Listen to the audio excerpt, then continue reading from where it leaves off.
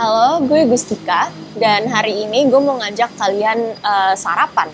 Sebenarnya gue mau ngajak kalian melakukan hal-hal yang dilakukan sehari-hari selama seminggu.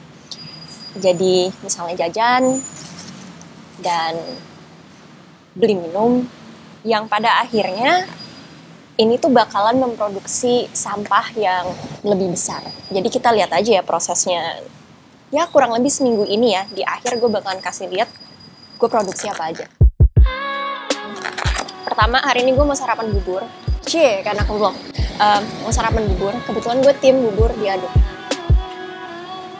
Jadi gue akan membuat perpecahan di Indonesia Raya dengan mengaduk bubur. Ini gue juga ada kecap asin yang sebenarnya dari rumah. Cuma lo bisa lihat kalau ini tuh dari plastik. Dan kalau mau ngisi kecap asinnya itu pasti bungkusannya plastik juga. Jadi walaupun di rumah ini kelihatannya reusable atau bisa dipakai ulang, sebetulnya juga menghasilkan sampah yang nggak bisa istilahnya, yang nggak bisa didaur ulang, menjadikan tumpukan yang lebih besar. Jadi gue makan dulu ya.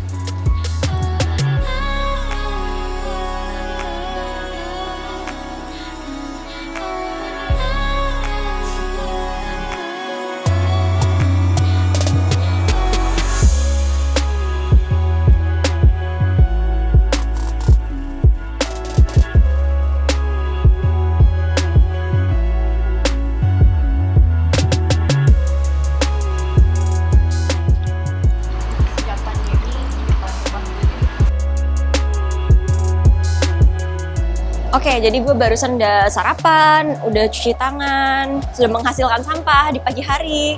Jadi sekarang gue mau ngajak kalian ke satu tempat yang menarik. Ikutin aja ya kemana.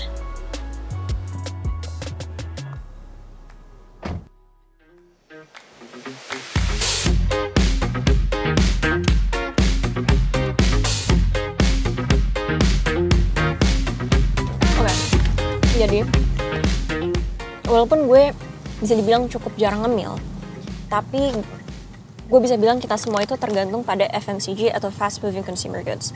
Ini kebahagiaan ya 3-5 menit, tapi plastiknya bakalan abadi ya.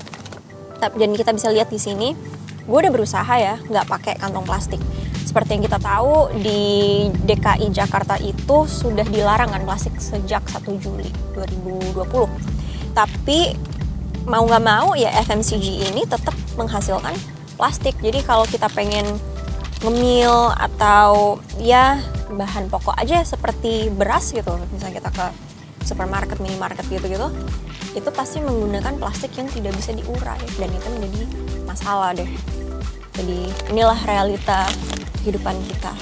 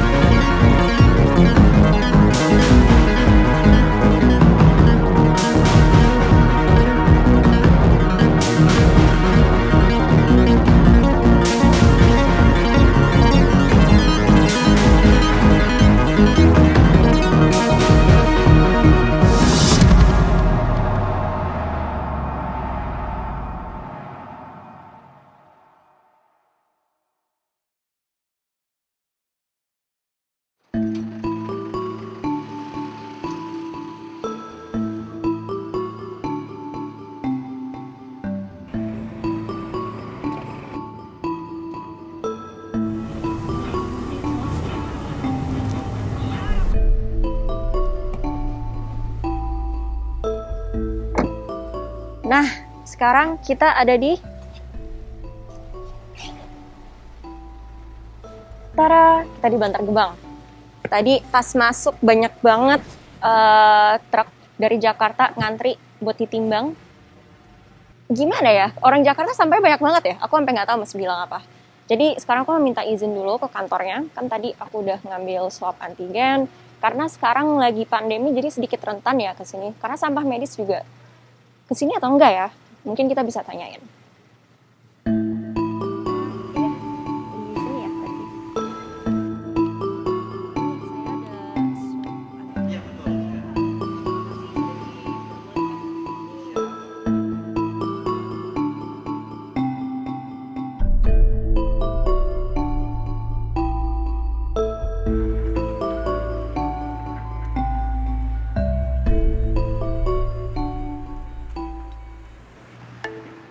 Saya ada ya, Pak. Oke.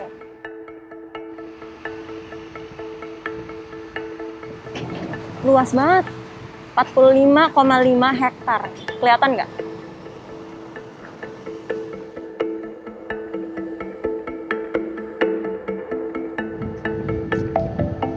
Nah, Pak. Ini kita di bawahnya sampah semua ya? Ya, betul. Nah, sampailah kita ke dunia yang lebih besar.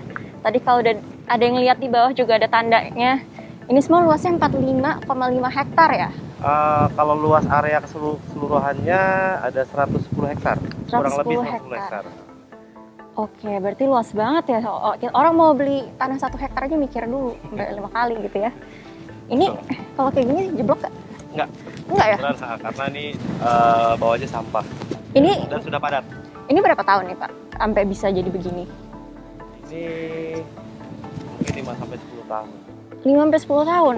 Oke, jadi itu waktu yang sangat sebentar dong Pak sebetulnya? Iya, ya, karena kita kan pembuangan ada beberapa titik di area TPS sendiri.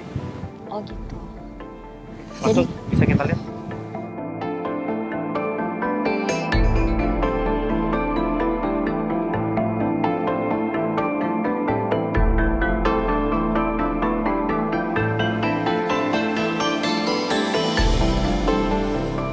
Gambaran di Bantar Gebang ini sudah buat kalian kebayang lah ya, kurang lebih muaranya sampah ada di mana dan bentuknya seperti apa. Menurut data, volume sampah yang masuk setiap harinya ke Bantar Gebang rata-rata sebesar 6.000 sampai 7.000 ton. Volume sebesar itu setara dengan besar Candi Borobudur yang masuk ke Bantar Gebang setiap 2 hari sekali.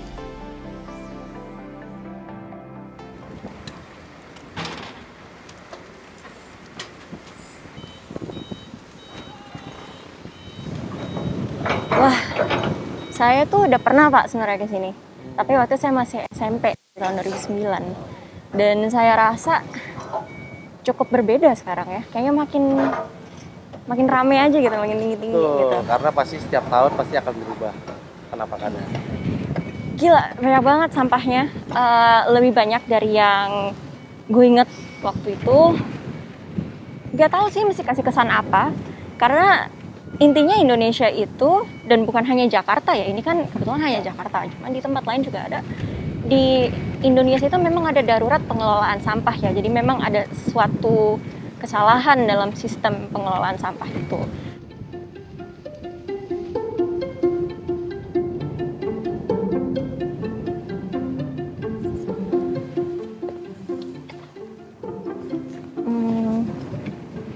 Ini sampah sambal, jadi ini semua FMCG, ada tempat kopi, terus rinso, dan banyak kain juga. Kain itu fast fashion ya, tekstilnya 85% itu menjadi limbah, makanya sekarang ada movement baru yang adalah sustainable fashion. Aku nggak tahu kalau fashion ini termasuk FMCG atau enggak, tapi it's fast fashion and we're consuming it fast gitu ya. Dan bisa dibilang ya kalau misalnya kita beli fast fashion pasti ada plastiknya gitu kan dari tokonya, terus label yang harga dan merek itu kecil-kecil, cuma yang numpuk di sini ini. Oh ya, nih ada label botol minum nih. Kita kan ada problem air bersih juga ya. Maaf ya aku nunjuknya pakai kaki. Tapi kita ada problem air bersih kadang di Jakarta. Jadi semua orang itu harus pakai galon. Jadi walaupun bisa galon itu diisi ulang, tapi sering banget orang akhirnya beli botol plastik misalnya. Karena kalaupun kita mau isi ulang air ya suka-suka nggak ada gitu ya kita ke restoran, walaupun ada gerakan ya isi botol minum gitu-gitu. Dan bahkan sekarang banyak ada ya beberapa merek botol minum yang katanya ada galon sekali pakai. Ya ini nanti end up-nya di sini.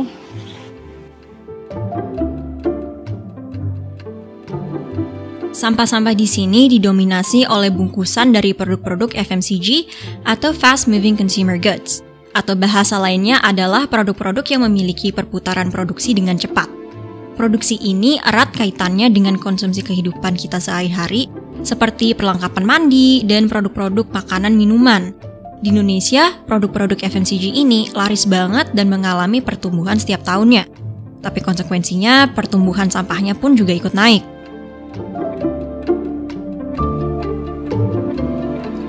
Sukirno dan Supriyem, pasangan suami istri yang sudah 5 tahun menggantungkan hidupnya dari memulung sampah di Bantar Gebang. Dari hasil memulung sampah, mereka mendapat penghasilan sekitar 50 hingga 100 ribu rupiah sehari. Dan inilah yang mereka temukan setiap harinya. Kalau ibu sama bapak nih, bapak dulu mungkin ya. Iya. Sampah yang paling sering ditemukan di sini apa? Ya sering kayak dulu ini. Kresek, itu PE, ember gitu yang sering ketemu itu. Kalau ibu? Ya sama. Sama ya? Oke. Kalau sampah medis pernah ketemu nggak? Enggak. Enggak pernah. Enggak ya? Oh, oke. Jadi kalau masker gitu? Enggak pernah ketemu. Oh, nggak pernah. Karena sampah medis beda ya Pak ya, tempat Beda. pembuangannya kalau Iya, nggak salah. beda. Oke. Bu, dulu kan ibu di sini 5 tahun ya.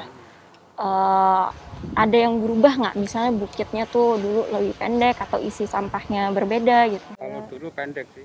Dulu pendek ya. Terakhir nih mungkin pertanyaan.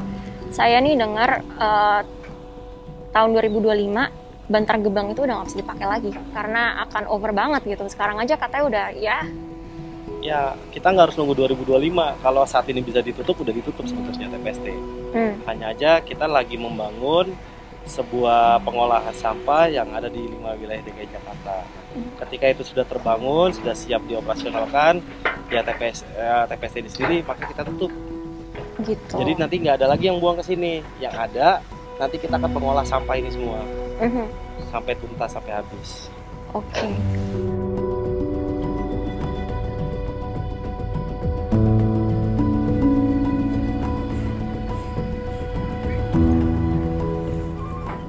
Perjalanan gue belum selesai sampai di sini. Kita akan temui orang yang akan bercerita sejauh mana perusahaan-perusahaan FMCG ini menyumbang pertumbuhan sampah plastik. Dan tentunya sama penjelasan mengapa kondisi ini bisa terus berlangsung hingga sekarang. Sampah plastik ini misalnya, urusannya panjang banget. Kantong kresek seperti ini jika terbuang ke tanah, dia tak akan terurai dan akan mengganggu tanaman. Jika dibuang ke saluran air, karena tak mudah terurai juga, dia lama-lama akan terkumpul dan ikut menjadi penyebab banjir. Jika dia terbuang ke laut, dia juga tidak akan terurai dan hanya menjadi mikroplastik, yaitu potongan-potongan kecil yang kurang dari 5 mm. Menurut World Economic Forum, dalam The New Plastics Economy, Rethinking the Future of Plastics, pada tahun 2050, jika kita tidak berubah, jumlah mikroplastik di lautan akan lebih banyak daripada ikan. Padahal di masa depan, setelah hutan dihabisi, sumber protein kita akan tergantung ke laut. Selain plastik, ada sampah baru yang sering kita temukan akhir-akhir ini, yaitu sampah masker sekali pakai. Walau di Bantar Gebang tidak terlalu ketara, namun menurut Kepala Dinas Lingkungan Hidup DKI Jakarta, sampah masker terkumpul seberat sekitar 800 kg yang tercatat sejak Maret hingga November 2020. Ngomongin sampah, agak kurang ya kalau kita nggak bahas secara regulasi juga.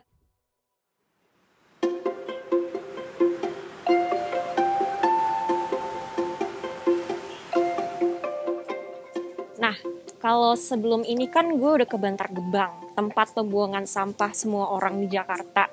Di sana tuh kita udah lihat ya, ada gunung sampah gede banget yang kalau lo injek lo nyungsep, terus bau banget sebenarnya. Mungkin gak kecium karena kalian di rumah. Tapi hari ini gue pengen mempelajari regulasi soal sampah nih. Jadi gue ke Indonesian Center for Environmental Law atau ICEL, dan gue bakalan ngobrol sama Fajri soal hukum lingkungan nih. Gue nggak tahu nih, ternyata lingkungan ada hukum yang secara spesifik ya. Ayo kita ke sana.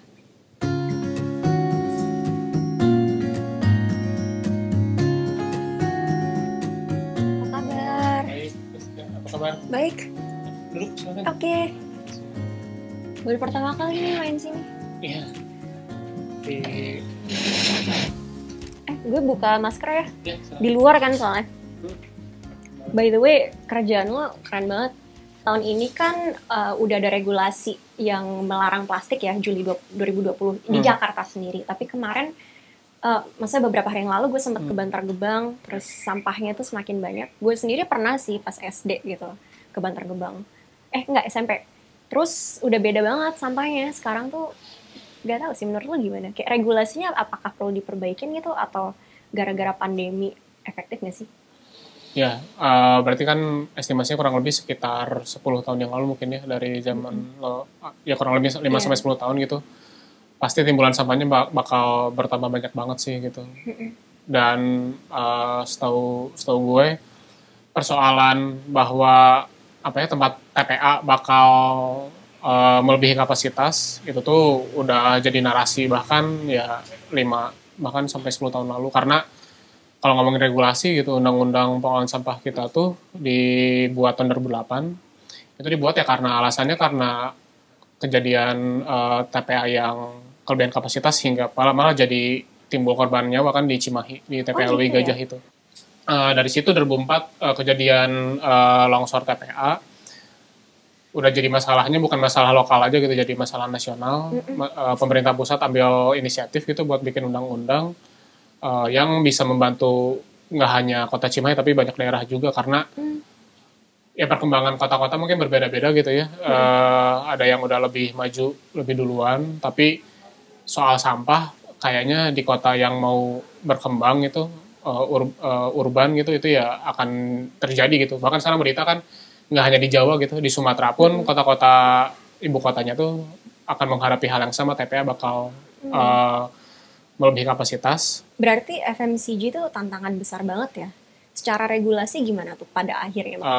Gue paling suka sama analogi soal gimana ya, soal sampah tuh. Jadi bayangannya kan di film The Story of Plastic tuh soal sampah tuh diimajinasikan seperti suatu bathtub atau bak air gitu ya. Kita berupaya agar si bak airnya nggak kepenuhan gitu. Sedangkan kerannya terus menyala. Nah, upaya kita menangani sampah tuh kayak kita nyenok-nyendokin airnya sedikit-sedikit itu biar nggak kelebihan kapasitas. Nah, FMCG itu ibarat si kerannya gitu, dia plastiknya banyak banget. Proyeksinya dia tetap ingin tetap mempertahankan bisnisnya dengan cara bisnis sekali pakai gitu ya, menyajikan produk-produk yang kita butuhkan, sampo, sabun, banyak hal ya, dari perawatan tubuh sampai makanan ringan misalnya ya, dengan model sekali pakai. Penggunaan plastik sekali pakainya akan meningkat. Dalam bentuk sampah tentu kan jelas sekali gitu. Tantangannya regulasi Indonesia belum bisa menjawab tantangan pengurangan itu baru-baru ini saja. Meski kehidupan masyarakat urban kayak kita ini sudah tergantung dengan produk sekali pakai, namun sebagian dari kita berupaya untuk menekannya. Salah satunya adalah temen gue, Alicia. Walau katanya banyak banget tantangan dalam menekan pengurangan sampah rumah tangga, sampai berdampak ispa karena pengelolaan sampah dengan dibakar di sekitar rumahnya, gue jadi penasaran juga sama ceritanya. Ikutin perjalanan gue kali ini ya. Pak, tadi kayaknya di situ ada coffee shop deh. Boleh mampir dulu nggak Pak? Beli kopi yuk Pak. Baik Mbak. Oke.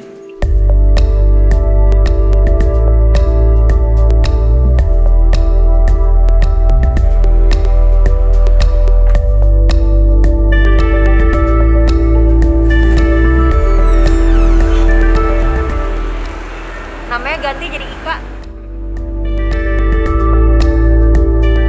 Berarti sekarang nggak pakai sedotan. Bisa langsung.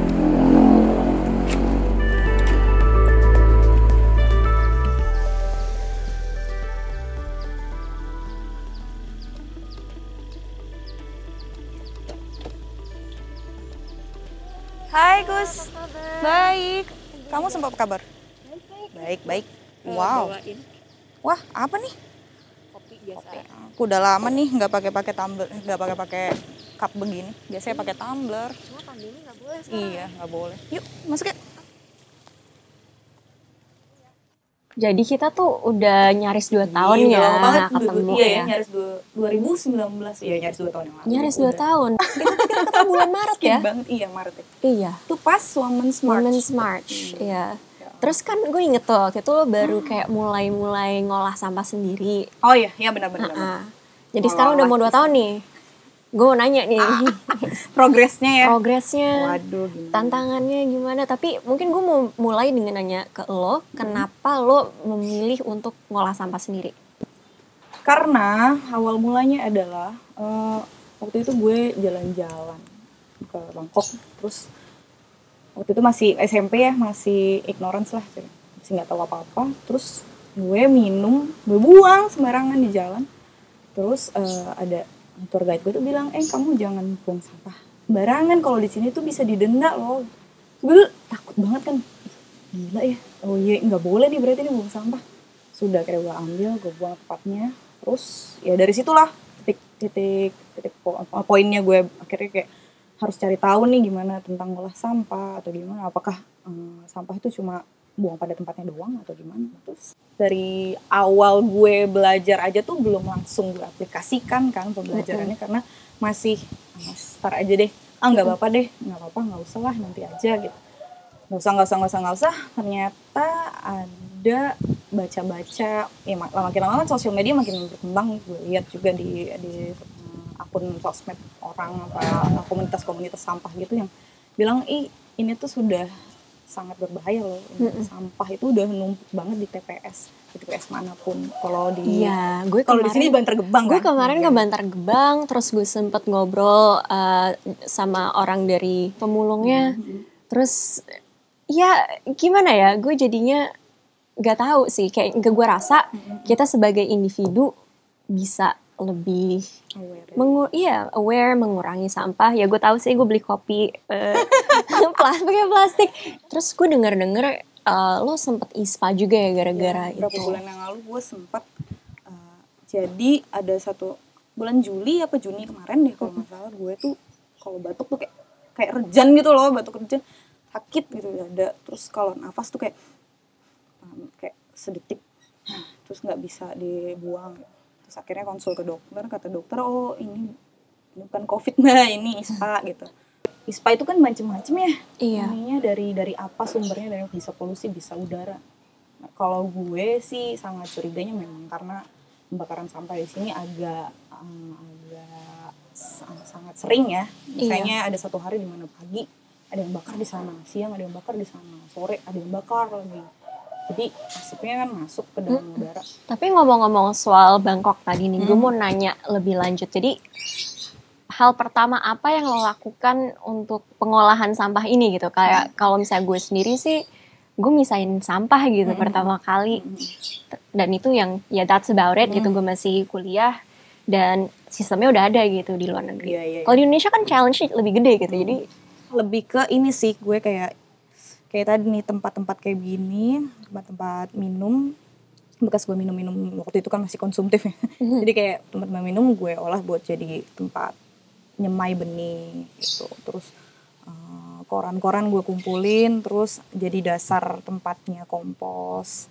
Terus habis itu makanan-makanan yang basi, bahkan kayak makanan basi atau makanan yang bekas. Misalnya gue bekas bikin kue, atau kayak sereal ya, gue kan bikin kue ada pakai sereal, terus sisa-sisa serealnya itu kalau misalnya nggak bisa dikompos, karena kan kalau dairy product kayak susu itu agak kurang bisa ya untuk ditaruh di kompos gitu. Oke. Gue baru tahu tuh. Iya, karena nggak tepat lah mikroorganismenya. Itu tuh biasanya mungkin gue kasih hewan-hewan yang ada kayak kucing atau kayak sereal bekas gitu tuh gue kasih ayam dan mereka makanin. Jadi gimana caranya itu tuh jangan sampai ke TPS atau ya jangan sampai dibakar kayak gitu sih.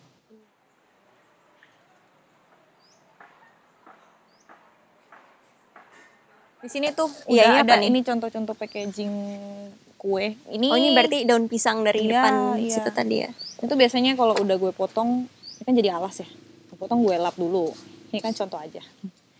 Gue taruh sini. Harus double karena kalau kue kering biasanya dia suka, karena dia bermentega ya.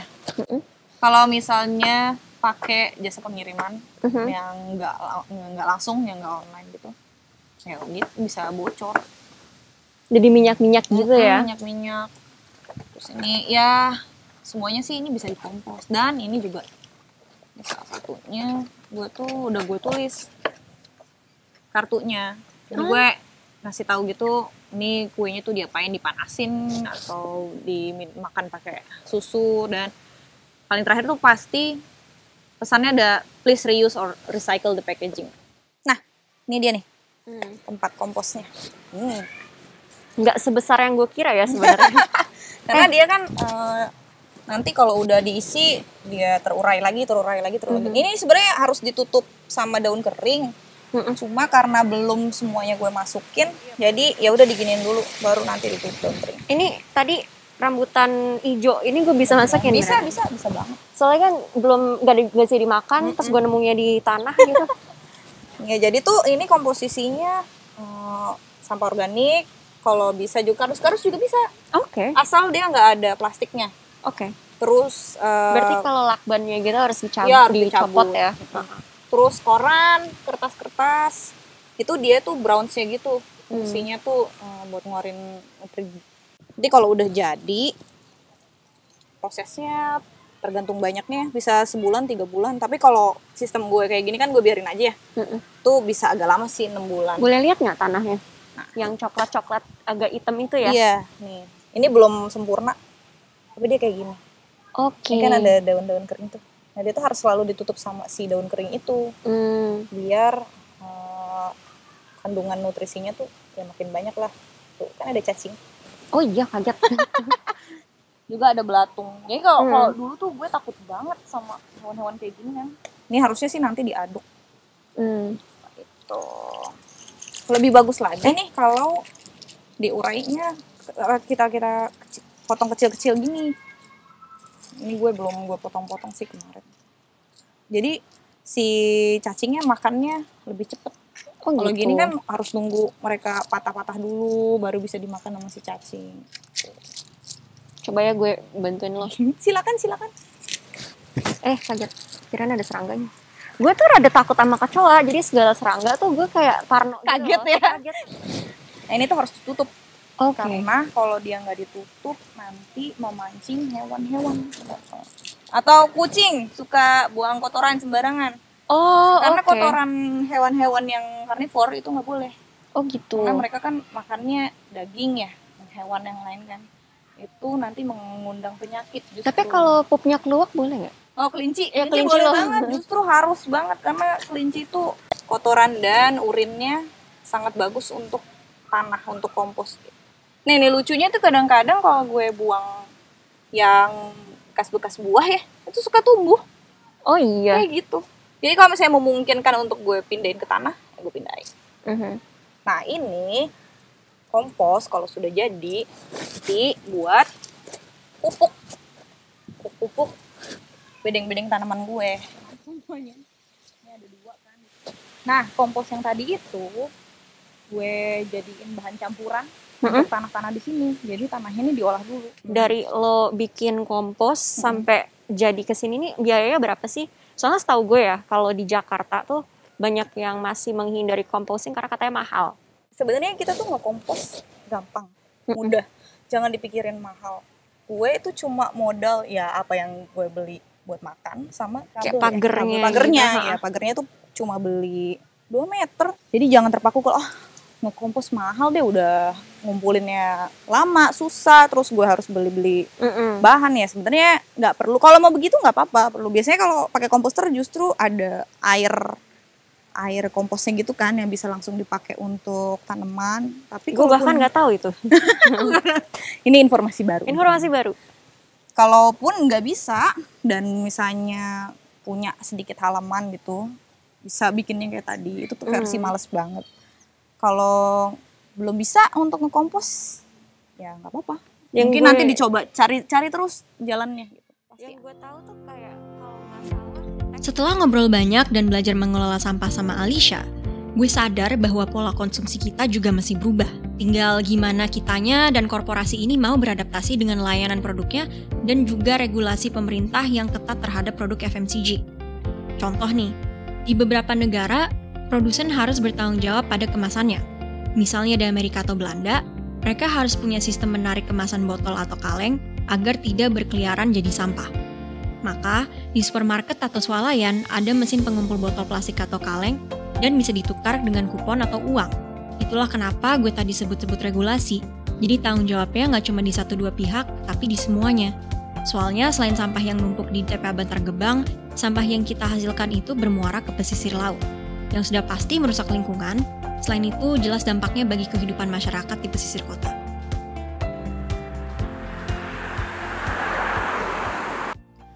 Halo, oke. Kemarin kita udah jalan-jalannya ke 3 tempat. Kita ke Bantar Gebang, kita ke Aisel, dan kita ke rumah teman gue, Alisa. Di mana kita mempelajari soal sampah, hukum sampah, bagaimana pengelolaan sampah. Pokoknya kita belajar tentang sampah ya, sampahnya orang urban gitu. Terus gue bilang di awal gue mau ngumpulin sampah gue seminggu dan ini hasilnya. Jadi ya, tara. Tapi gue harus jujur, ini bukan semua sampah gue ya. Maksudnya ini sampah gue semua, tapi ini bukan semuanya gitu. Karena kebetulan ada yang sempat kebuang, yaitu tempat-tempat makan. Karena gue gak simpan di kamar, ini mungkin selamat gara-gara gue taruh ini gitu, tulisan jangan dibuang, yang akhirnya bakalan dibuang juga gitu ironisnya. Terus mungkin gue juga nambahin ini ya 1 buat hari ini, karena gue gak bakalan kemana-mana gitu. Jadi ini lo bisa lihat isinya sampah masker.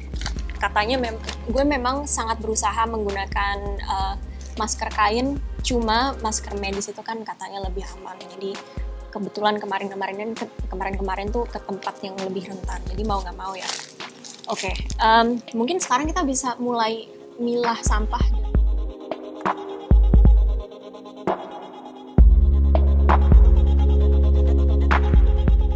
Oke, jadi inilah sampah gue sebagai warga Jakarta.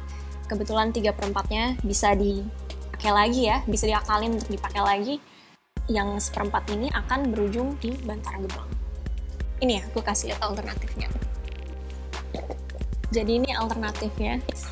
Gak berat dan gampang ngebawanya, dan lebih enak. Ini yang mungkin gue sebagai orang kantoran bisa lakukan setiap hari. Ya, jadi itulah cara gue untuk berkontribusi sedikit lah ya untuk mengurangi sampah. Dan harapannya sih kalau dari kita mau berubah, mungkin salah satu anggota keluarga kita atau orang yang tinggal sama kita juga mau berubah, dan itu menjadi sebuah norma yang pada akhirnya memutus rantai ketergantungan pada plastik-plastik atau FMCG yang memang kadang tidak bisa kita hindari. Tapi ya itu dia, kalau kita bisa hindari, misalnya kita membawa kantong plastik, kantong kain sendiri untuk belanja, atau menggunakan lagi ulang ya kardus-kardus seperti ini yang untuk kasih kado ke teman dan lain-lain, tanpa harus malu lah ya. Kadang tuh kayaknya harus cantik-cantik banget gitu ngebungkusnya, tapi menjadi ramah lingkungan itu menurut gue ada prestisnya sendiri. Jadi dari jalan-jalan sebelumnya ke 3 tempat, semoga bukan gue aja yang bisa ngerasain daruratnya dan perubahan yang kita butuhkan, dan semoga kita semua bisa berubah bareng-bareng untuk masa depan.